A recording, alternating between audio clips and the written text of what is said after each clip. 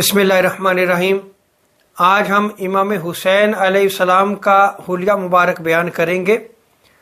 अहादीस मुबारका में आता है कि दोनों शहजादे हज़रत इमाम हसन और इमाम हुसैन अलैहिस्सलाम हुज़ूर अलैहिस्सलाम के साथ मुशाहबत रखते थे, जैसा कि हज़रत अनस बिन मालिक रज़ियल्लाहु ताला अन्हु रिवायत को नकल फरमाते हैं। आप बयान करते हैं कि इमाम हसन और इमाम हुसैन दोनों हजूर ताजदार कायनात सल्लल्लाहु ताला अलैहि वसल्लम के साथ मुशाबत रखते थे।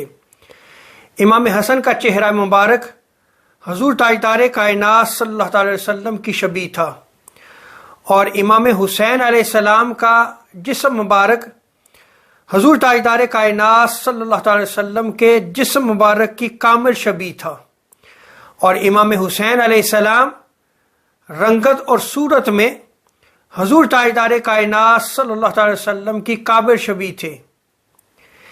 इसीलिए हज़रत उम्मे हानी आप बयान फरमाती हैं कि हज़रत इमाम हसन अलैहिस्सलाम सर से सीना तक हजूर ताजदार कायनात सल्लल्लाहु अलैहि वसल्लम के साथ मुशाबत रखते थे और इमाम हुसैन बाकी जिस्म में हजूर ताजदार कायनात सल्लल्लाहु अलैहि वसल्लम के साथ मुशाबत रखते थे।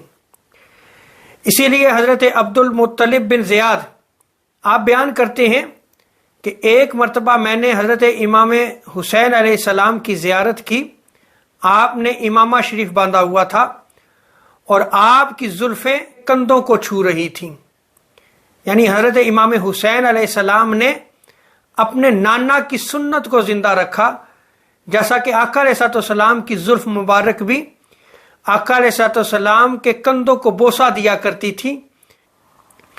और इसी तरह हज़रत इमाम हसन और हज़रत इमाम हुसैन अलैहिस्सलाम आप बालों में मेहंदी इस्तेमाल करते थे और कतम बतौर मेहंदी इस्तेमाल करते थे। ये एक घास की किस्म है जिसको बतौर मेहंदी जो है वो इस्तेमाल किया जाता है। और रिवायात में आता है कि हज़रत इमाम हुसैन अलैहिस्सलाम आपकी दाढ़ी मुबारक के थोड़े से बाल जो है वो सफ़ेद थे। अल्लाह तबारक व तआला हमें हसनैन करीमैन की मोहब्बत अता फरमाए और अहले बैत की मोहब्बत अता फरमाए। वमा अलैना इल्लल बलागुल मुबीन।